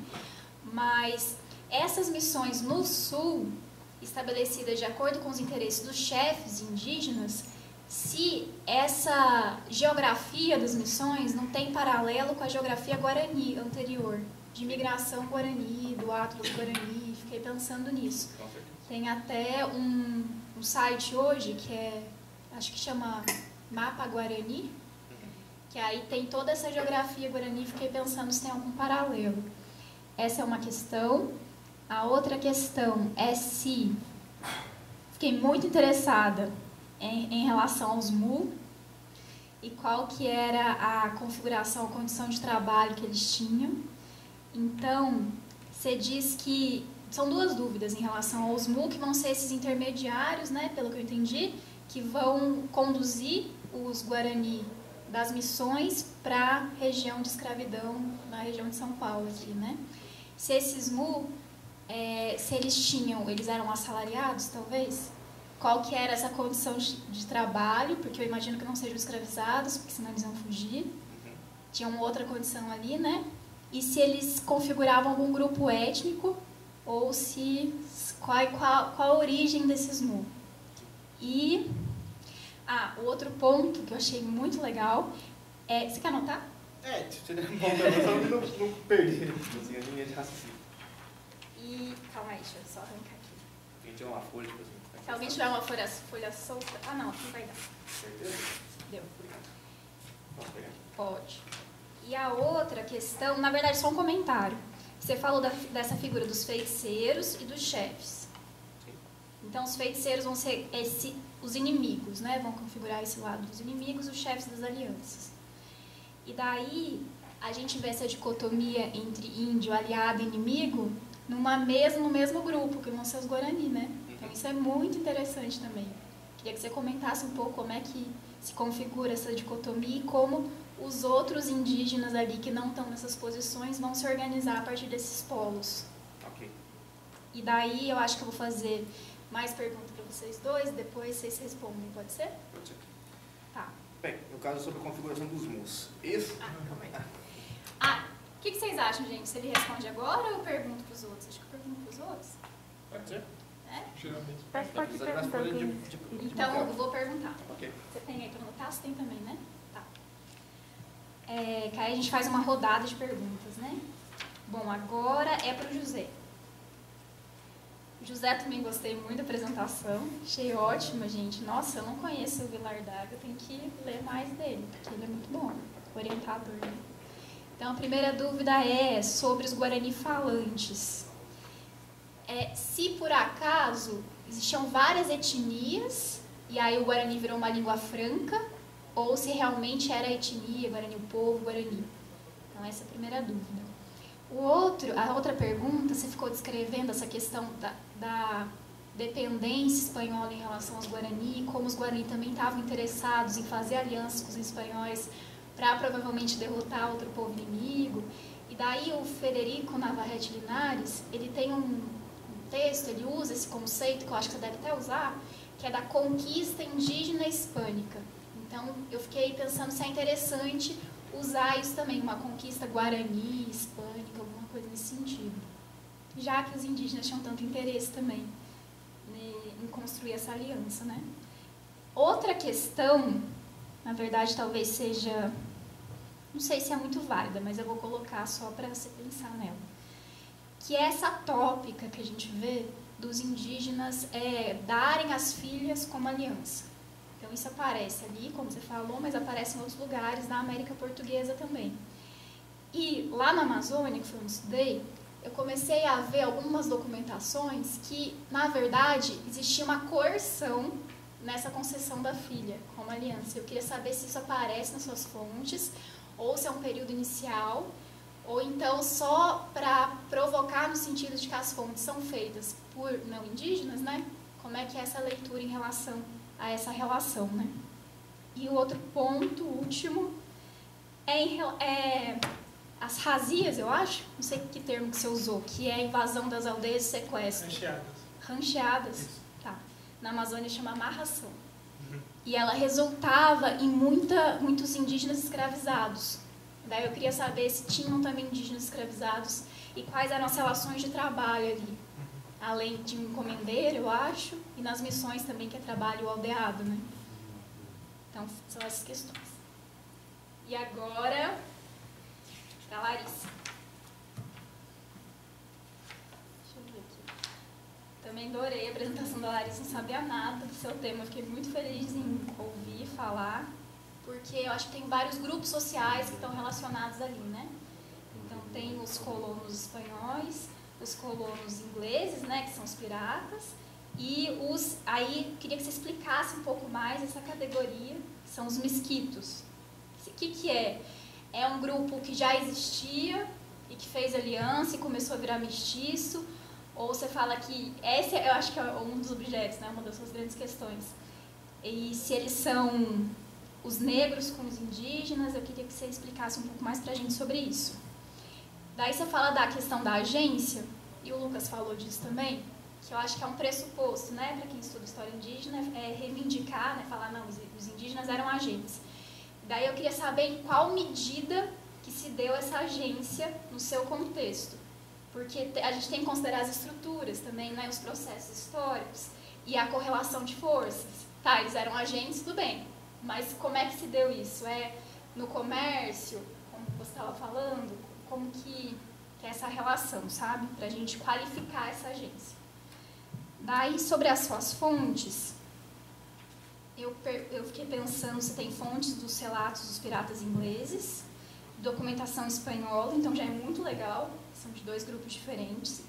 E eu fiquei pensando se não tem fontes da legislação espanhola, tentando regular ali a atuação dos mesquitos, que talvez seria uma coisa interessante para investigar, e fontes arqueológicas, para a gente tentar umas fontes indígenas mesmo, né? Então, acho que isso ia ser legal. E daí, sobre as rotas comerciais, que você falou, sobre, na verdade, o comércio, eu queria te perguntar se você sabe se existiam rotas comerciais pré-coloniais, que daí também daria para acessar essa agência indígena anterior à conquista e que vai provavelmente estar presente nesse momento inicial. E a última questão é sobre a confederação. Você falou, é monarquia ou confederação? Tem os autores que leem como monarquia, outros como confederação. Eu fiquei me perguntando se você teve contato com a bibliografia sobre os indígenas hoje, que estão nessa região de Honduras e Nicarágua, se por acaso eles estabelecem confederações. Porque, de novo, na Amazônia tem confederações. Então, no Alto Rio Negro, a gente vê muitas confederações. E eles já faziam essas confederações no período colonial. Então, é uma forma de agrupamento de vários povos, né, para resistir mesmo à colonização. E daí, talvez, um modo de acessar vai ser através da bibliografia da antropologia. Então, essas são as questões que eu pensei. Daí, vocês ficam à vontade para responder. Vou começar do Lucas. E quem tiver pergunta, por favor, se animem para perguntar aqui ou escrever no papelzinho que eu leio. Bem, ok, por partes. Eu vou começar meio que primeiro falando dos feiticeiros, porque aí já vai dar um gancho para os mus. Você perguntou se essa tentativa de combate. É muito interessante porque eles combatiam, sim, só que você tinha uma tentativa de subjugação. Então, por exemplo, o Montoya, no relato dele, que também tem online, tipo assim, super fácil de achar, acho que naquela biblioteca grande lá, como é que é mesmo? Não é Yanduti, é essa. Do Kurt. Isso, exatamente. Essa daí tem online, tipo assim, o original, que o que eles buscam, na verdade, é submeter esses feiticeiros à redução. Então tem um relato lá que é muito interessante, que ele fala de um feiticeiro que combateu os jesuítas, que brigou com os jesuítas, mas no final ele encontrou Deus e entrou na redução, mostrando que aquilo era o verdadeiro, tipo assim, sentido. Por quê? Porque o que no fundo está em disputa é prestígio, que entra com as relações. Se eles conseguem que um desses líderes espirituais renuncia ao seu poder e entre como subordinado na redução, os jesuítas assumem o papel dele e o prestígio dele gruda nos jesuítas. Vocês perceberam como é que estão essas relações? E, tanto é que eles não eram bobos. Eles dirigiam todas as artilharias para cima desses feiticeiros. E por que eu acho interessante já começar meio que por eles? Porque os mus são uma figura muito nebulosa e muito pouco estudada. Eu achei um artigo, inclusive, numa coletânea que o Gustavo ajudou, que saiu pela Brasiliana, tem online, que é do Neumann, que ele estuda os mus, tipo assim, e que ele levanta uma hipótese que é: e se os mus forem, na verdade, os feiticeiros que não entraram nas missões, mas que acabaram se aliando com os paulistas? Tipo assim, na busca de prestígio por outro lado. Então, assim, ele levanta uma dessas hipóteses, que é muito importante, porque o fato dos mus, no caso, né, eles são um novo ator histórico que está surgindo de um processo de violência. Tipo assim, a gente pudesse dizer, ele é um indígena quase que colonial inteiro. Tipo assim, ele está surgindo daquilo, está se reconfigurando. Pensa numa coisa que quebra, que está tipo, reconstruída. Então, é um sujeito muito interessante, com muitas poucas fontes. Porque, de novo, uma outra questão dessa relação, além do trabalho e do prestígio, é a própria natureza. A construção do mundo natural nessas narrativas é obra de disputa. A natureza, nessas missões, ela pode ser vista de duas formas. Ou como um paraíso tropical, como um Éden, ou, como era muito construída, o Inferno Verde. O Sérgio Buarque de Holanda ele tem um trabalho muito bom, que é as visões do paraíso, que essas prisões de longa duração, no caso, estão expressas aqui. A construção da redução é essa. Nós somos a civilidade no meio do caos. Que caos? O caos da natureza, onde, por exemplo, é comunzaço eles colocarem assim, o indígena que saiu foi morto por um tigre, essa natureza que não respeita a ordem. A ideia de ordenamento do mundo é comum. O que é a ideia dos jesuítas? Que pelo trabalho eu vou conseguir catequizar, projeto de tutela. Então, nesse sentido, os feiticeiros eles entram como esse elemento, vamos colocar, a personificação da selvageria, da natureza. Por isso que essa perseguição é constante. E por isso que os mus, por isso que o Neumann levanta essa tese, que eles grudam nos feiticeiros. Se é ou não é, de verdade, eu não sei, porque talvez foi a grande surpresa da pesquisa. Eu lia lá a documentação, não sei por quanto, e os mus. Eu ficava, mas o que é mu? Aí ele disse, deve ser algum termo espanhol do século XVII, né? Ela lendo, e os mus? Eu falava, mas o que é mu, afinal de contas? Aí, tipo, no outro documento, e os mus? Eu fiquei, pô, mas tem que ver o que é isso, tipo assim, tá falando de mu o tempo inteiro, não é vaca pra ficar mugindo, pô, alguma coisa é.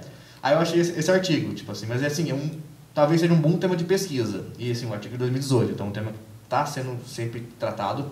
Se vocês tiverem interesse em saber mais, o Instituto de Estudos Avançados da USP, eles fizeram um curso sobre missionamento jesuítico naquela plataforma que chama Coursera. Inclusive, o Gustavo tá, o Lucas também, que fez sobre música indígena, também tá, que é muito interessante. E o Neumann tá aí, ele fala um pouco, tipo assim, e também recomendo um pouco de bibliografia. É de graça, então, tipo assim, vocês podem acessar, e é muito bom. Sobre, no caso, bem, os feiticeiros eu já falei. Os feiticeiros que, no caso, que não se submetiam, eles eram mortos nesses confrontos. Você vai ter pelo menos 5 padres que vão ser mortos, tipo assim. Que eles vão, aí você construi em cima dos padres aquela ideia do martírio cristão. Então, os relatos estavam, o martírio de São Cristóvão, tipo assim, que no caso era o padre. E no caso, se vocês não conseguissem estabelecer essa subjugação, era a morte. Tipo assim, eles eliminavam fisicamente a ameaça. Sobre o estabelecimento das reduções, que você falou, isso sim é interessante, porque e talvez a gente como historiador, né, tem que tomar algumas generalizações importantes, mas também não é tudo. Uma dessas é a seguinte: a gente chama de Guarani, porque o principal grupo que estava lá era o grupo Tupi-Guarani, que veio de uma migração do atual estado de Rondônia há milênios atrás, e veio por 2 grandes regiões, pelo litoral e pelos rios, não é à toa. Só que nesse miolo você tinha gente, que no caso o principal grupo étnico que contrastava com eles era os G. Então, assim, também dá para se pensar se essa unidade era constante. Se, na verdade, os Gs também não impossibilitavam, não criavam um certo desafio. Enfim, são questões para se levantarem. Só que o Guarani, a língua Guarani acabou sendo a principal dessas missões. Acabou sendo criado depois no sujeito histórico do Guarani missioneiro, acabou sendo criado um sujeito histórico novo. Então, a gente pode pensar também o que tanto de Guarani tem nesse G, ou o que tanto de G tem nesse Guarani, que você sabe, principalmente nas missões do Itatim, tinha muitas comunidades Gs, tipo assim, que às vezes eram obrigadas a aprender o Guarani. Então, é interessante a gente pensar de como é que um grupo étnico é tomado como o principal. É importante a gente não cair nessas generalizações. A gente acaba meio que fazendo, porque às vezes na pesquisa, para ficar didático, para ficar a gente conseguir dar conta do objeto, a gente tem que fazer, mas o evento histórico é muito mais complexo.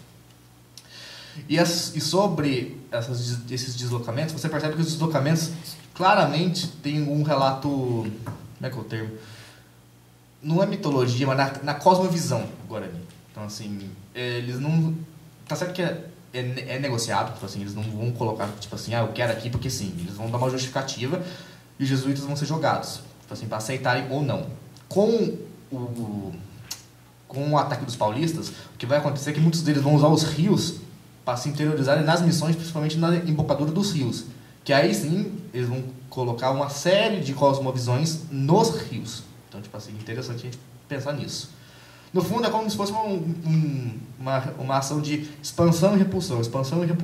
Porque, por exemplo, andando um pouco 100 anos na frente, em 1750, essas regiões que tinham sido abandonadas, elas voltam, mas não como os núcleos reducionais, mas sim como regiões de plantação. Então, assim, esse vai e vem é um constante nessas regiões. Porque, de novo, o entendimento do espaço é outro, não é o que a gente entende já de um avanço constante. É uma mentalidade mesmo, é uma divisão. Por isso, o conceito de fronteira histórica. É uma fronteira permeável mesmo, entre A e B. Entre, no caso, um modelo e o outro, mas porosa. Porque essas coisas vão... Pensa em camadas. Essas camadas vão dialogando. Elas vão sendo dialogadas. Ficou claro? Ou viajei muito? Ficou. Não ficou claro? Obrigada. É isso. Bom, agora o José. Pode ser. Acho que vai. Por favor, de quebrar essas coisas. Muito obrigado pelas questões. Antes de responder, eu só queria falar de 2 pontos rapidinho que eu acabei esquecendo por causa do nervosismo. É que uma questão também que a gente observou nos documentos é que as mulheres também, quando eram situações muito extremas em que elas não queriam viver nessas situações de violência, por exemplo, muitas recorriam ao aborto quando elas estavam grávidas e muitas também se suicidavam. E isso é importante a gente ver, né, como elas estão a todo tempo se respondendo, né, mesmo que sejam respostas muito bruscas, né, e extremas, enfim. E fuga, que você falou. E a fuga também, exatamente. Outra questão interessante que a gente falar é que essa questão dos espanhóis darem os objetos para contratar, no ponto de vista dos documentos que apareciam, é que era um empréstimo, não era uma doação. Só que muitos relatam que os indígenas eles ficavam com os objetos para eles, e a partir disso eles organizavam revoltas. Muitos têm essa preocupação, falar, a gente não pode doar muito porque eles guardam os objetos, enfim, isso é um perigo. Enfim, só para elencar, porque eu acabei ficando muito nervoso. Essa é a primeira apresentação que eu faço presencial depois de muito tempo, e sobre a minha pesquisa é a primeira mesmo presencial, então, enfim, peço perdão pelo nervosismo. Ótimo. A minha também é de boa. Enfim, sobre as questões, né? Muito obrigado novamente, e vamos para a primeira, né? Sobre os Guarani falantes, né? Se a etnia uma língua franca. Eu não gosto de pensar em termos étnicos, né, para esse período em específico, no início do século XVI e tal, justamente porque a gente não tem como confirmar se eles tinham essa concepção étnica. Eu gosto de pensar numa língua franca porque tem essa questão da expansão, né, através do cunhadazgo, e tem um fenômeno que muitos autores usam, que é a guaranização. Mas o fato de algum indígena de determinado grupo, um G, enfim, que originalmente não fale Guarani, né, ele se é inserido no meio Guarani através do cunhadazgo, enfim, não quer dizer que ele vai deixar de falar a língua dele ou deixar de se considerar como G, digamos assim. Então eu gosto de pensar para esse período específico, início do século XVI, como uma língua franca que é falada por muitos indígenas, tanto que tem relatos de outros indígenas que não tem nada a ver com o Guarani, que sabem falar Guarani, porque tem uma certa relação ali de troca, enfim, tem uma certa influência ali. Então eu não gosto de pensar muito em categorias étnicas, eu gosto de pensar guaranis falantes, porque a gente não sabe dizer se o determinado indígena que estava ali descrito como Guarani era realmente Guarani, ou se ele só falava Guarani. Então eu gosto de pensar isso. Essas questões de etnias são mais solidificadas pelos posteriores, né, com jesuítas, enfim. Sobre a coerção das filhas, né? Essa questão da entrega das mulheres, né? É muito importante dizer isso em relação à coerção, porque a gente, primeiro que não tem documentações do ponto de vista dos indígenas, é bom enfatizar isso, né? É uma das maiores dificuldades para fazer essa pesquisa aqui. Todos os relatos são produzidos por espanhóis, então não tem um indígena descrevendo o que ele pensa, enfim, muito menos em relação às mulheres. A presença das mulheres é muito escassa nas documentações. Isso que eu trouxe foi uma questão de observar muito e trazer tipo o miúdo do miúdo, sabe? Do que mais... apareceu uma mulher ali, vamos falar, sabe? Tentar trazer observação em relação a isso. Então, eu não posso dizer se realmente as filhas, né, ao serem entregues, né, se sentiam coagidas, enfim, obrigadas àquilo, mas eu imagino que sim, dessa relação de poder, né? Porque além dessa questão de ser entregue, ser forçada a um casamento, também tem essa questão da exploração sexual, né? Isso pode ser pensado na parte do cunhadazgo, porque a mulher está sendo obrigada a estar naquela situação, né? Outras poderiam querer estar ali, mas enfim, na questão dos espanhóis, né, tem essa exploração sexual, né? A troca da usar elas como moeda, fazer com que muitas eram abusadas, né, para que engravidassem, nascessem filhos mestiços e tal. Então, acredito que sim, é interessante pensar na questão do cunhadazgo a partir dessa coerção mesmo, porque pode ser presente, né? Um dos meus receios também é tentar pensar essa questão das mulheres sendo um homem E não indígena também já tem isso. Eu não sou indígena, eu estou pensando na questão indígena. Aí tem a questão das mulheres. Eu não sou mulher, então eu tento tratar isso com o máximo de cuidado possível. Mas é uma questão interessante a trazer para esse trabalho, sim. Agradeço, inclusive. Sobre as rancheadas e a escravização, né? Eu não sei dizer tipo, a partir de quando começou essa questão da escravidão, mas havia sim a escravidão, não só dos indígenas guarani-falantes, mas como de outros indígenas de outras parcialidades, né? Principalmente as inimigas, né? O que acontecia em relação às parcialidades inimigas, tem os agazi, por exemplo, eles são bem recorrentes nas documentações. Os guarani-falantes se juntavam aos espanhóis, invadiam a vivenda dos agazes, sequestravam, e esses agazes eram escravizados ali no Forte de Assunção. Só que a partir disso começou a ser onde os guarani-falantes começaram a ter as suas vivendas invadidas pelos espanhóis e serem escravizados dentro disso. Mas também a gente pode pensar esse tipo de obrigação, né? Porque, o que eu quero dizer dentro do âmbito do Guarani tem essa questão da reciprocidade, do prestígio e tal, onde as famílias, as mulheres, por exemplo, elas trabalhavam ali para cuidar das famílias e fornecer o mantimento do âmbito familiar e tal. Só que essa é a perspectiva indígena. Dentro do cotidiano de Assunção, do Forte de Assunção, pode-se pensar que os espanhóis eles interpretaram isso de uma outra forma, como as mulheres eram obrigadas a trabalhar por ser mulheres e tal, e isso pode ser uma relação de escravidão também, de forçar o trabalho, né? Porque dentro da sua família indígena, sem a influência espanhola pode ser uma coisa, e dentro do Forte de Assunção pode ser outra, né? Então tem essa questão da escravidão com indígenas de outras parcialidades, né? Agazi, por exemplo, também ou dentro, né? E conforme os anos vão passando, a escravidão vai se intensificando cada vez mais até chegar na questão das encomendas, que foi em 1556. Então, sim, tem essa questão da escravidão. Deixa eu ver outra questão. Tem mais uma. Da conquista guarani. Isso, verdade. Obrigado. Sobre essa questão da conquista guarani hispânica, eu não conhecia esse trabalho. Muito obrigado por ter falado, vou trazer. Vou começar a ler e abordar no meu TCC. Mas é interessante a gente pensar nessa questão de conquista guarani hispânica, porque pensando ainda nessas questões de interpretações, né? O indígena pensar uma coisa, o espanhol pensar em outra. O que o espanhol acha em relação a conquistar grupos de outras parcialidades não é igual ao que o indígena acha, né?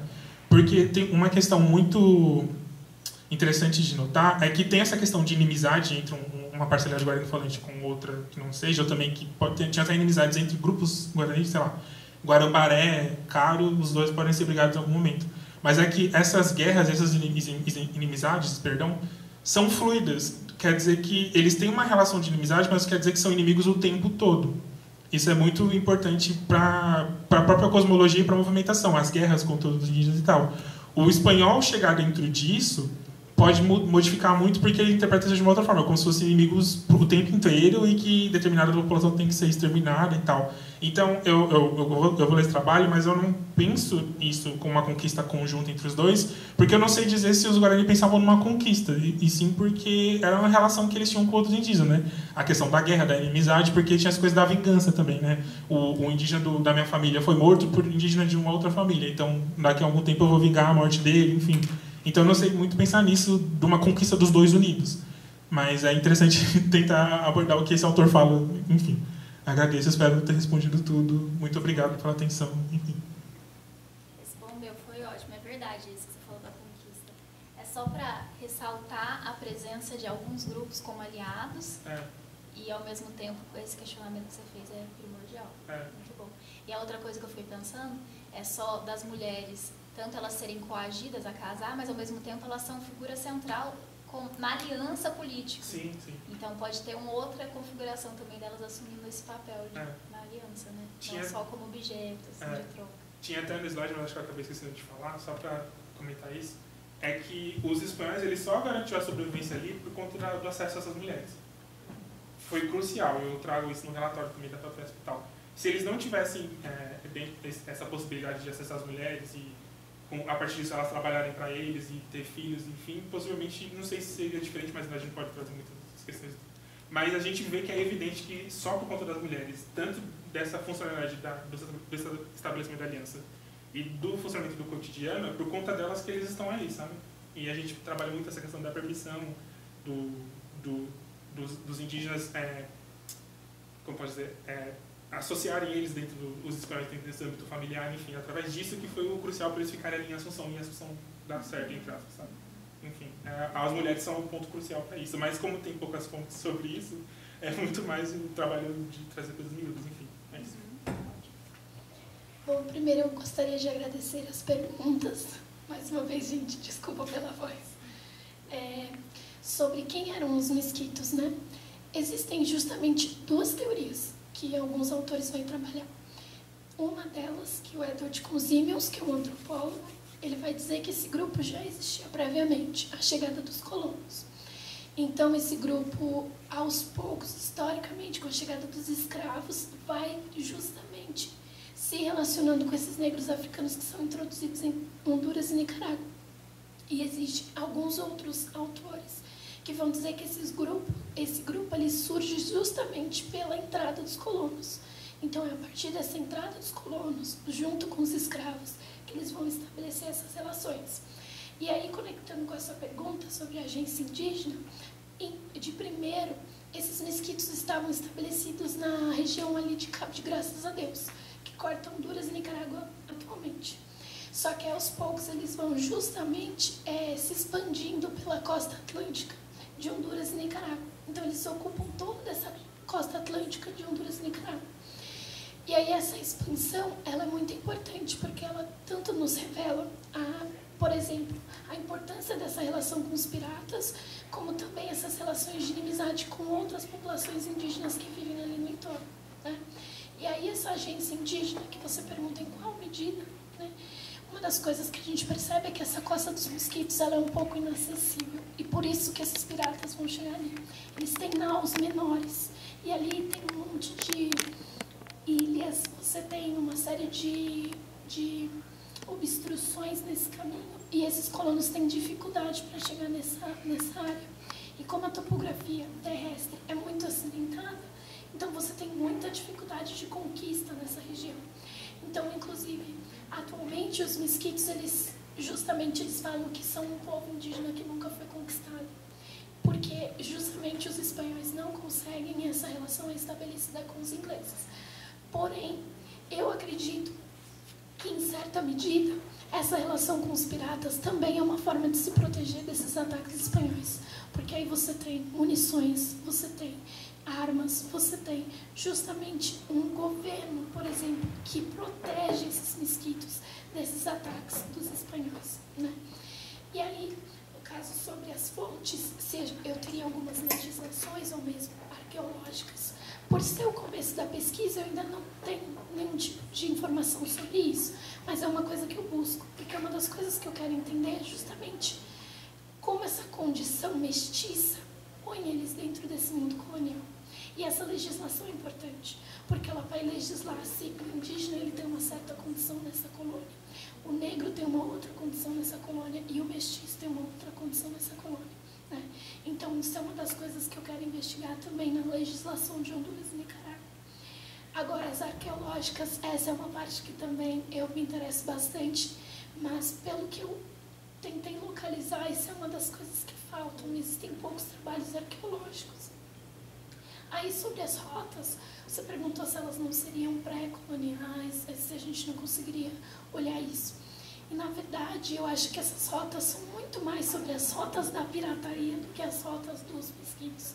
Porque você tem a rota da seda, né, que vai usar justamente esses portos que não eram de nenhuma forma protegidos para poder fazer essa rede de contrabando. E aí, quando você trata dessas redes de contrabando com outras regiões, como Costa Rica, esses mesquitos vão utilizar das suas canoas, que são ótimas formas de se deslocar por esse mar, que tem uma série de ilhas, barrancos, enfim, uma série de obstáculos que dificultam essa movimentação.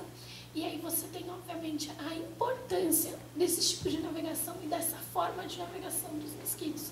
Mas só que eu acho que elas são muito mais estabelecidas pelos piratas do que são rotas pré-coloniais. E sobre a confederação, você me perguntou se atualmente não tem essa relação e etc. E assim, eu tenho lido bastante coisa dessas atuais, só que Honduras e Nicarágua é um espaço muito complexo, Porque o que acontece é que a Costa dos Mosquitos, por muito tempo, passou por um processo de tentar restituir o domínio espanhol. Uma série de acordos foram feitos entre ingleses e espanhóis, e esses acordos foram desrespeitados pelos ingleses. Até um certo momento que os ingleses falam, ok, vamos nos retirar. Passa um tempo, esses ingleses voltam. E essa Costa dos Mosquitos é entendida como uma região que não faz parte nem de Honduras nem de Nicarágua. Então isso é muito importante também, porque aí o que vai acontecer é que depois vão entrar algumas milícias estadunidenses que vão retirar esses ingleses dali e esse domínio fica muito confuso. E esses mesquitos perdem esse território.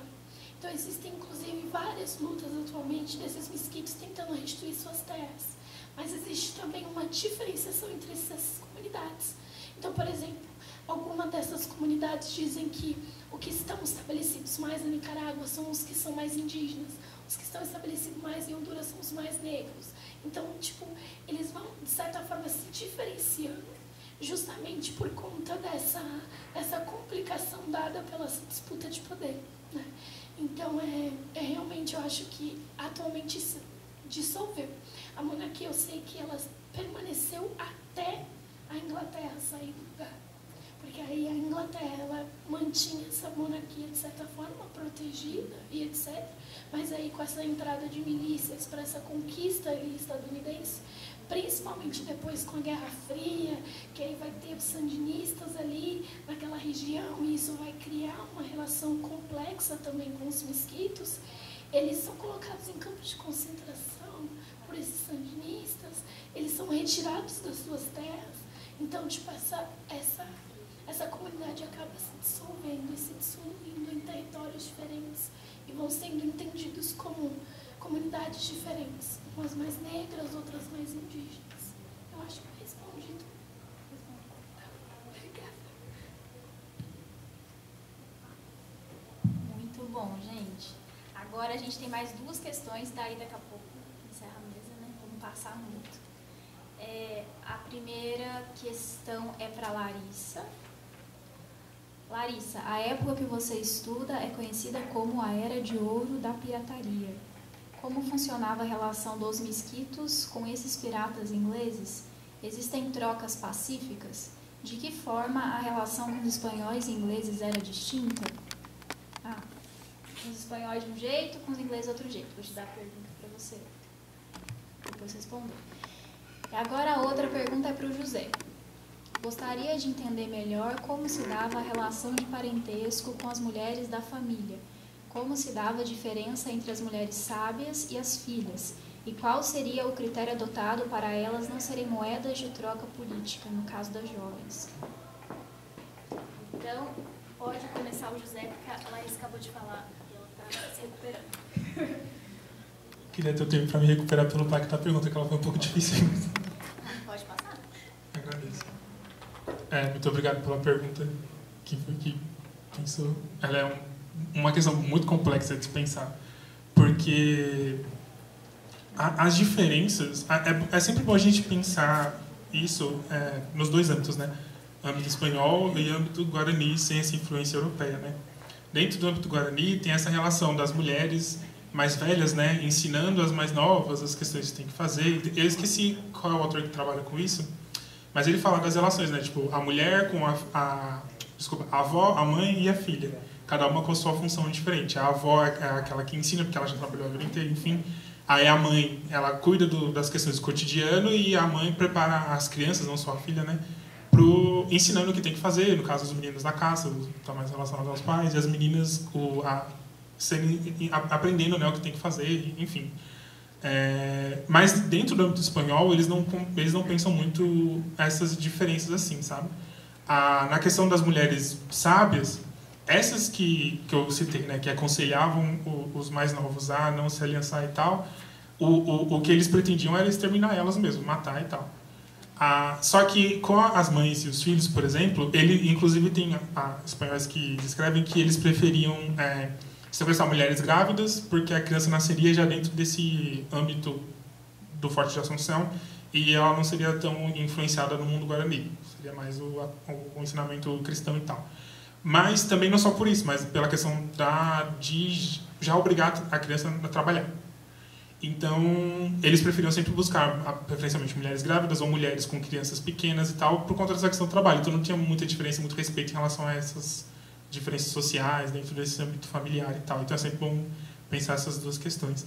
Mas, como eu falei, muito disso, do âmbito indígena e tal, não aparece nas fontes descritas de fato. É mais o espanhol pensando o que fazer com o indígena. Então, eu abordo isso, penso isso com muita bibliografia de antropólogos, etnohistoriadores, enfim, próprios historiadores que pensam esse contexto, e tento associar coisas que eu vejo na fonte, sabe? Por exemplo, o Cunha d'Asgo, essas coisas não aparecem na fonte, é só coisas que pessoas escrevem, especialistas escrevem, e aí eu vejo nas fontes a exemplificação dessas coisas, assim. Então, essa questão do âmbito guarani, dentro das documentações, é muito nebulosa. Mas é sempre bom pensar essas separações, assim, que dentro do mundo guarani seria alguma coisa, mas com a influência do espanhol seria totalmente diferente. E eles têm zero respeito a como funcionavam as estruturas guaranis e tal. Não sei se eu respondi, enfim, acho que é isso. Obrigado. É que é muito legal que essa pesquisa fala não só da variável gênero, mas idade também, né? Sim. Então isso é muito legal de pensar, e quais eram as funções diferentes. Sobre a pergunta, de fato a minha época é conhecida como a era de ouro, né, da pirataria. E no caso isso é muito importante, porque, por exemplo, os portos que funcionavam ali na região de Honduras e Nicarágua vão ser fechados justamente por conta disso. Porque você tem uma série de ataques desses piratas nesses portos e etc. E aí essa relação que eles vão ter com os mosquitos é muito interessante, porque alguns vão se estabelecer na Costa dos Mosquitos. Então, eles vão passar justamente a, de certa forma, morar entre os mosquitos. Então, vai ter essa relação. Uma das minhas fontes, inclusive, é um pirata que, enfim, a gente não tem o nome exatamente, mas que ele fica justamente anos ali na comunidade mesquita. E também, essa relação acontecia com esses piratas que vinham de Jamaica até a Costa dos Mosquitos para trocar mão de obra indígena que os mesquitos faziam de escravos, doavam para esses ingleses e em troca eles davam munições, enfim, uma série de outros de mantimentos. E aí essas trocas, de certa forma, elas são bem pacíficas, né? Elas são muito pacíficas. No entanto, nas descrições dos documentos desses piratas é bem interessante, porque elas são, de certa forma, benéficas. Então eles vão falar: os mesquitos eram muito inteligentes, porque se não fossem os mesquitos a gente estaria passando fome. Então eles reconhecem muito essa relação de dependência que eles têm. E nesse sentido, inclusive, fazendo até um link com o trabalho do José, a gente percebe o quanto essas comunidades indígenas eram muito importantes para o estabelecimento dessas relações. E aí, por fim, como ela se diferencia dos espanhóis, é principalmente porque, assim, os espanhóis eles estavam tentando conquistar a região. E aí os mesquitos, pelo que as fontes inglesas vão dizer, e isso é uma coisa que a gente precisa, de certa forma, olhar com certo cuidado, porque não necessariamente essa relação era só de conflito, né? Mas só que ela é muito freada por conta dessa conquista e por conta das missões jesuíticas. Então, uma das coisas que a gente quer analisar é esse aspecto religioso, porque é uma das coisas que se acusam os ingleses é que eles são muito libertários e etc. E você tem justamente nesse período uma série de guerras religiosas por conta dos calvinistas, enfim, esse surgimento das outras religiões.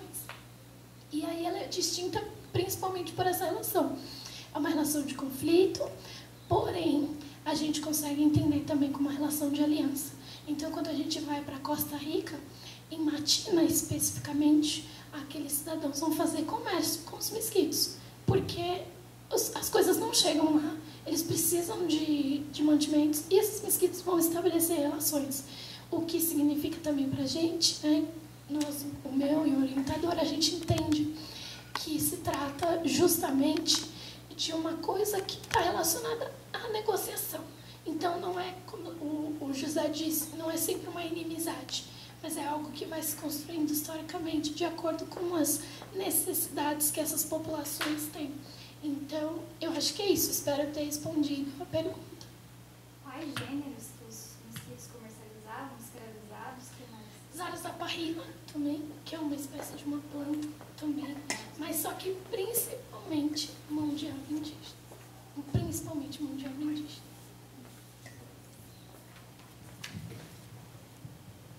Bom, gente, então foi ótima a mesa, adorei, espero que vocês tenham gostado também. E acho que a gente encerra por isso. Tem algum recado para dar? Não? Então é isso, gente. Obrigada.